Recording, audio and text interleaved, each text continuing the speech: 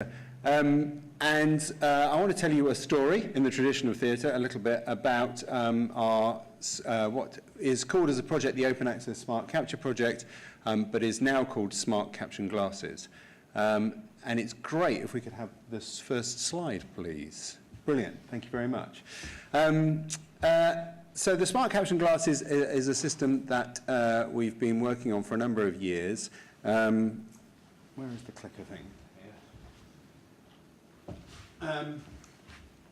And part of the reason for it was there are a number of challenges with open caption performances, which is a service, as many of you will know, is delivered across the theatre community, particularly the subsidised sector, and particularly at the National Theatre. And that technology hadn't really developed for an awfully long time. But the principal challenge is that those open caption performances were really, really limited and didn't really offer the level of choice that we thought really offers equity to customers who require access services.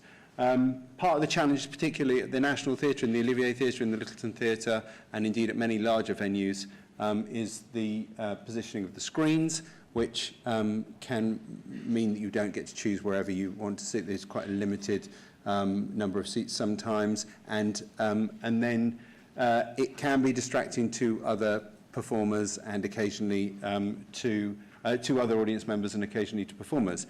I mean, clearly that's not particularly relevant, but it's presented a number of challenges. But what we wanted to do was increase the opportunities for people to access performances.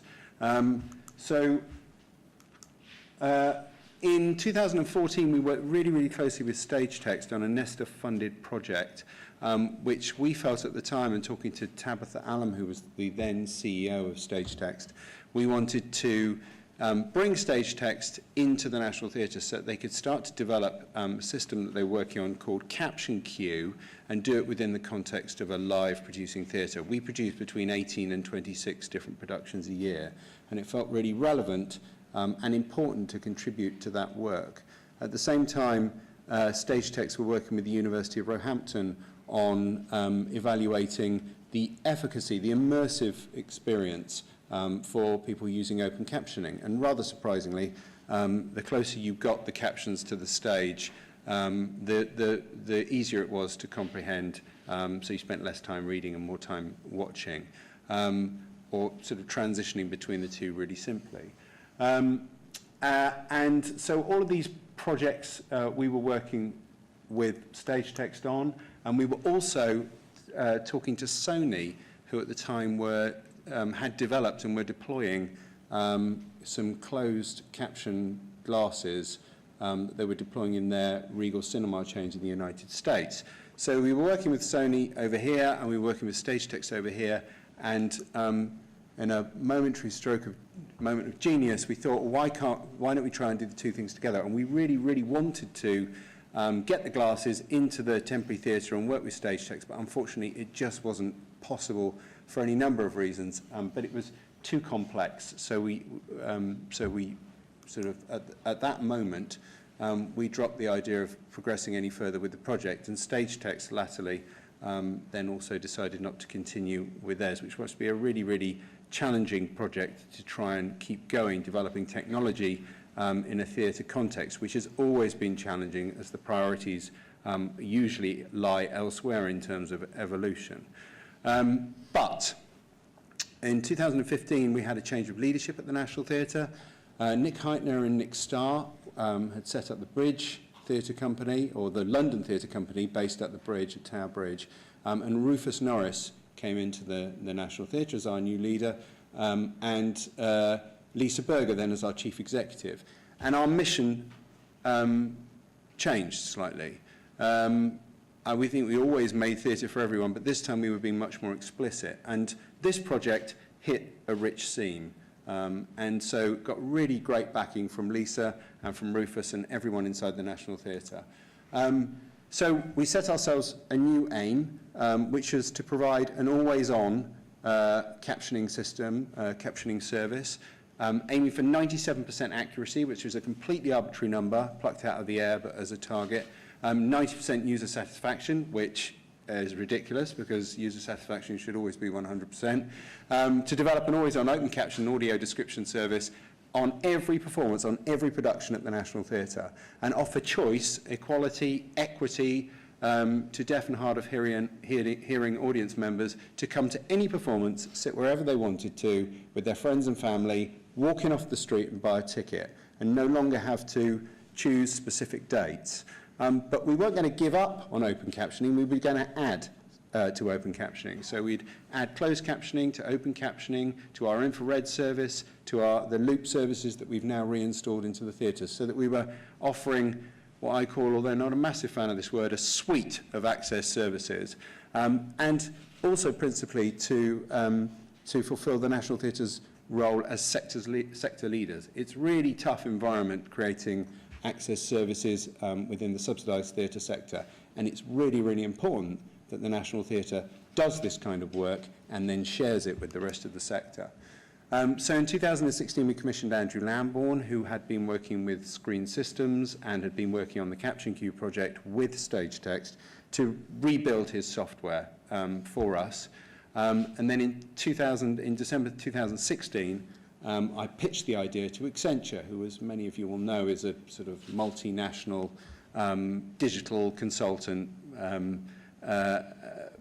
who are based here in London, who the National Theatre had through the development team as our partner for innovation. So we pitched the idea to Accenture, and then they worked with us on a value-in-kind basis, developing an app, a user interface, and going out to market and trying to establish what products were available that we could use. We found 12 different kinds of augmented reality glasses. Some of them were virtual reality in every sense, in that they were a website and a very, very fantastic and a creative piece of 360-degree imagery that made you think you could buy them, but you couldn't buy them. But there were a few that were great, and we went with Epson in the end, who we now have a really close working relationship. So in October 2017 we launched, and I know I'm going on, sorry, blah, I am verbose. In October 2017 we launched a test, so we did a test for 1 year, 8 shows at the National Theatre with varying levels of success, until at one point we got to a show called Nine Night, which is now transferring into the West End, and the accuracy had become so poor and we had so many challenges that we ceased testing altogether, and we went back and we rewrote the app, and we worked really, really hard on improving the overall performance of the system. Until in October this year, October the 3rd this year, exactly a year after we'd launched the test, we launched the service to the press and to the access community, and we have now deployed the system and is live right now on Warhorse in the Littleton Theatre and on Hadestown in the Olivier Theatre. I mean, Warhorse, many of you will have heard of. Hadestown is a new show that's come in from the States. It's been long in development, which is now at the National Theatre's Olivier, in rep with Antony and Cleopatra, which doesn't have the service on it. So it's we've chosen 2 shows for now, but the system will be live on every single National Theatre performance in the new booking period, which is the end of January, beginning of February next year. So all shows from about 3 nights after press night, which is when the performance is kind of ready to go, the smart caption glasses will be available on every single performance in every one of the National's 3 theatres. So far we've had 51, we had no idea if anyone would even turn up and use the system. Luckily, a few people did, 51 in the first 2 weeks. 75% of those users are not on the National Theatre's access list, so they are effectively completely new to this kind of provision, this kind of system. We've had 100% customer satisfaction, audience satisfaction so far, which we're really surprised about, because we thought people would think the glasses were a bit heavy and they are a bit cumbersome, but although late tech for Epson in their evolution, they're quite early tech in terms of deployable augmented reality glasses. And we're giving people a 90 to 97% accuracy, and so a really immersive experience. We're now offering 10 times as many caption performances as we used to. You can sit anywhere, you can book on the day, it doesn't distract anyone, and we're using cutting-edge technology, and of course, it's free. And we've had a review. It's been described as so we had a reviewer come in to review, a deaf reviewer came in to review Hadestown. He decided not to review the show, and he decided to review the glasses instead, which was rather lovely, but he went away, and while he was sitting in the pub having a couple of glasses, he ordered another ticket and then came back a couple of nights later, used the glasses again, and then reviewed the show. But he said it's a revolutionary way where you can a revolutionary new way for people with hearing loss to enjoy performances. For once, the blurb more than lives up to its billing. Truly innovative and potentially life-changingly good. And it feels like the future coming to life in front of your eyes. So this is really happy because we're really happy with this because we really didn't know where it was going to go. And then an email flooded in last week. Just wanted to write and say how much I appreciated the opportunity to try the glasses on Warhorse. He's hearing impaired and can't imagine the feeling of inclusiveness after many years of not being able to follow shows or avoiding them altogether. So the service is available now, will be available on all National Theatre productions. I'm sort of sounding like a bit like I'm advertising it, or like a salesman, but it's really not that. We're still in the process of developing it. We're still learning how to ensure that people have a really smooth journey into the National Theatre through the foyers, learning how to use the glasses, and then they can go seamlessly into the theatre, because it can be quite a clumpy process, and we're very sensitive to that and making sure that it's a really, really smooth process for them. But we're going to continue testing at the National Theatre. We're going to take it out on tour. We're working with the UK Cinema Association on developing a version for use in cinemas, which we think is really, really viable, to support the National Theatre's live broadcasts, but to support people using cinema more broadly. We'll be working on an audio description version of it next year, which will use the same engine that we've developed to deliver audio description. We're looking into British Sign Language version, whether we can use film or avatar to do that, and perhaps use some kind of machine learning technology to support that, so we can start to use lip reading systems and interpret what people are doing or saying, and then we're going to share the service, as I said, with the subsidised arts sector, and then hopefully get the system into the West End and internationally if we can. That, you'll be pleased to hear, is that. Hi everyone, my name is Richard Matthews. I'm the Head of Marketing and Development at Grey Eye Theatre Company. Hi, I'm Lizzie Leggett. I'm the Access Manager at Grey Eye Theatre Company. I'm going to start just by giving a bit of context to Grey Eye, who we are as a company and what our ambitions are, what we've done in the past and why we exist. For the UK's first accessible theatre company, we've got one of the least accessible names, but that's pronounced grey as in the colour and then an eye, so Grey Eye. We're run by one of the most wonderfully charismatic artistic directors in the world, I would say, Jenny Seeley, who is just brilliant, and I would really encourage you to look up on the TED Talks channel and things some of her talks, because she's brilliant and would give a far more entertaining talk than I'm going to give if she was here. So our raison d'etre, I guess, is that we put deaf and disabled artists centre stage and give equal casting opportunities to deaf and disabled actors as non-disabled actors would get. We also creatively embed British Sign Language, captioning and audio description into all our productions, so that those things aren't a bolt-on or kind of just plonked on the side of the stage or above the stage, but are actually part of the artistic fabric of the production, so that if you took any of those elements away, the show wouldn't be the same. So,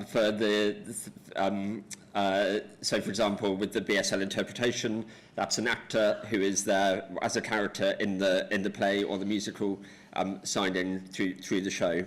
Likewise, with captioning and audio description, it's integral to the aesthetic of the production. And obviously we use technology to achieve both of those things.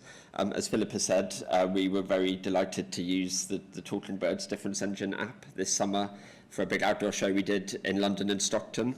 And that was wonderful, and we're always looking to find new ways to use technology, and have just started having those conversations this year and last year.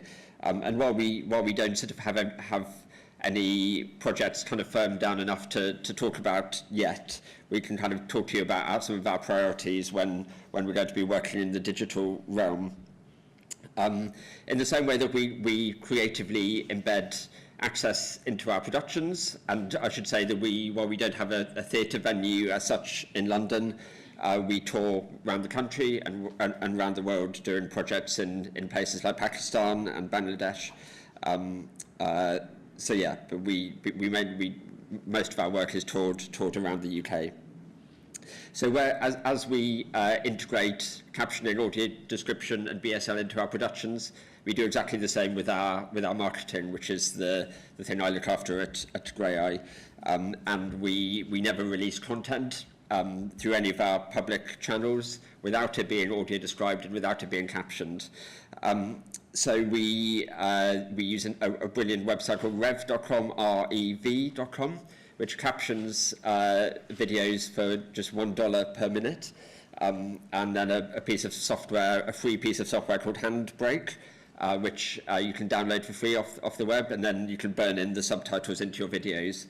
So we've kind of got our captioning for all our marketing content down to a fine art. For audio description, we always use deaf or disabled artists to do the audio description as well, so that we're giving opportunities to disabled artists all the time. In terms of our sort of digital priorities going forward, it's really important to us that we don't use technology to simulate disability. We think, we strongly believe that people who are deaf or disabled have a huge, wealth of experience that we could never hope to simulate through a piece of technology, and we wouldn't want to do that. It then becomes cultural appropriation, and that's not a road we want to go down. There has to be a reason for doing it. So although there's all these amazing possibilities out there, and a huge wealth of resources and new amazing brilliant technology developing all the time, there has to be a real reason. We don't want it to be a gimmick. So there was a nice quote that I found, which is, just because we can, where's the why? And we have to be actually fulfilling a need for it to be done.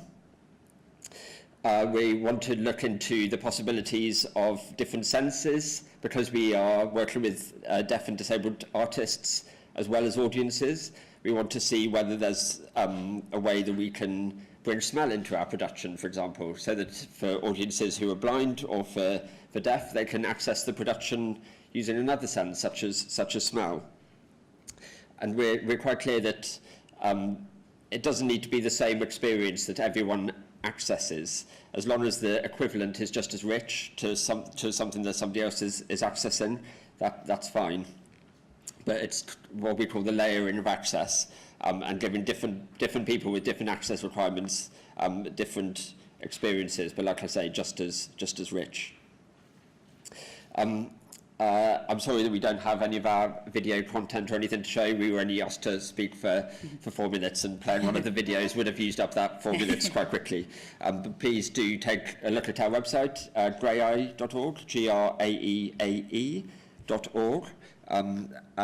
We would love to kind of be talking to you guys about the possibilities of partnering with any of the tech side of things, about how we can both take our work to reach more deaf and disabled audiences, how we can include more deaf and disabled artists in creating our work. So yeah, if you'd like to find out more about what we do, or potentially partner with us, then please come and talk to me or Lizzie after. But now I'm going to hand over to Lizzie, our Access Manager, who will tell you a bit more about what we do. Thank you. Thank you. So I'm just going to follow on from Richard about the way that Grey Eye work. So Grey Eye, as Richard said, is hard to say and hard to spell. But the Grey Eye sisters are a Greek myth. They were, I think they're friends of Zeus, aren't they? So there were 3 sisters who shared an eye and a tooth. So it's about making amazing stuff with what we have rather than worrying about what we don't have. And the kind of underpinning theory behind that is that we follow the social model of disability as opposed to the medical model of disability. So that is the understanding that a person is being disabled by barriers within society rather than by their impairment or condition or whatever it is. So that's the difference between you cannot access the top floor because you're a wheelchair user versus you cannot access the top floor because we haven't built a lift. And that theory underpins everything that we do. So if you are missing things because we haven't provided audio description, that's on us, it's not on you for being a visually impaired person. So all of our work, whether this is planning a production or running a training program or delivering a workshop for young people or for a corporate audience, everything is delivered with a focus on removing those barriers that deaf and disabled people might face to accessing the art and accessing the industry. And that is broader than just audience access. We're talking about working with 100 to 150 different disabled artists across the course of any given year. So it really is embedded and integrated into everything from the very beginning. There are access conversations in those first production meetings, in the planning meetings for workshops. It's never, like Richard said, it's never a case of let's just plonk an interpreter in the corner and see how they get on. They're part of the cast, part of the show, part of the workshop, and part of the whole process. Despite that, we're still seeing across the industry at every level disabled characters being played by non-disabled actors all the time, all over the place, whether that's a small kind of fringe play on the outskirts of London or whether it's increasingly an Oscar-winning film. And we just don't think that that's good enough. In 2018, there are so many amazing deaf and disabled artists who we need to be platforming. And who we're training. And we know they're brilliant because they're all in our building waiting for jobs.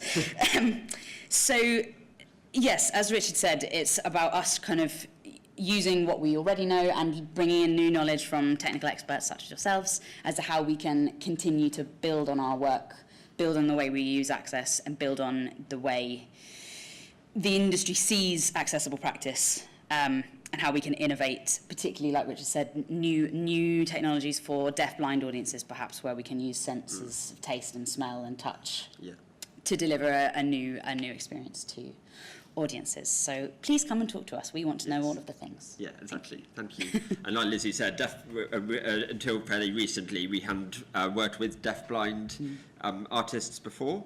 We hadn't worked with deaf-blind artists before. And Jenny Seeley, our artistic director and CEO, very rightly said, it's outrageous that we call ourselves a kind of leading deaf and disabled theatre company when we haven't worked with deaf-blind people, quite rightly. So we decided to change that, and actually one of the first projects we did with deaf-blind artists was a thing at the National last October.